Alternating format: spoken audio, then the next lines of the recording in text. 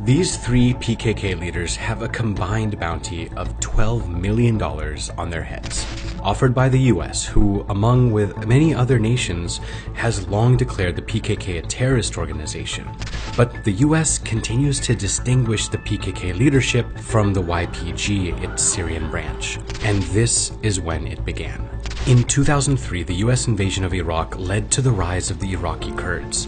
This prompted the PKK to re-strategize and declare it was shifting its focus from fighting an asymmetric war against Turkey to establish breakaway cantons in 4 countries. The PKK cadres are present in different countries under different names, like the PJAK in Iran, PCDK in Iraq, and the PYD in Syria. And the PYD's armed wing is the YPG.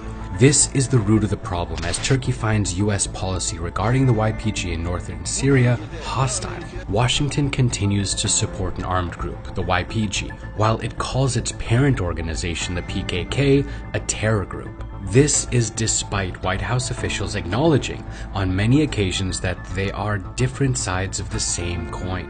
Reports indicate that they're aligned or at least have substantial ties to the PKK. Is that true? Yes, we have. But this is how they're linked. YPG and PKK are connected both ideologically and organizationally. Ideologically, both groups are loyal to Abdullah Öcalan, the founder and leader of the PKK, something even YPG officials admit. All victories, developments, and gains made here are a result of a great battle based on his opinions and philosophy. If his ideological power hadn't been with us, we wouldn't know what to do in such a situation, says an anonymous YPG member.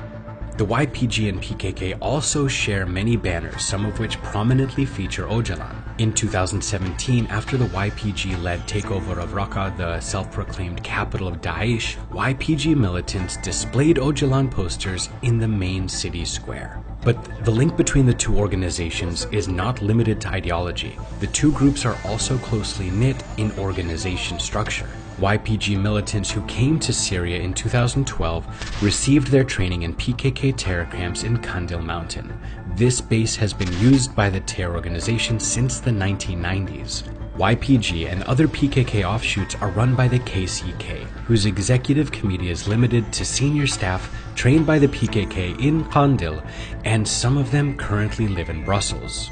Terrorists in Kandil choose and communicate with YPG as to who leads the group. In a recent interview, Talat Silo, a former spokesman of the YPG rebranded faction Syrian Democratic Forces, said YPG takes direct orders from PKK.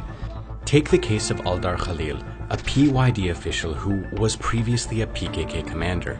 He held more decision-making powers than Saleh Muslim, the PYD co-chair who never even received training in Kandil.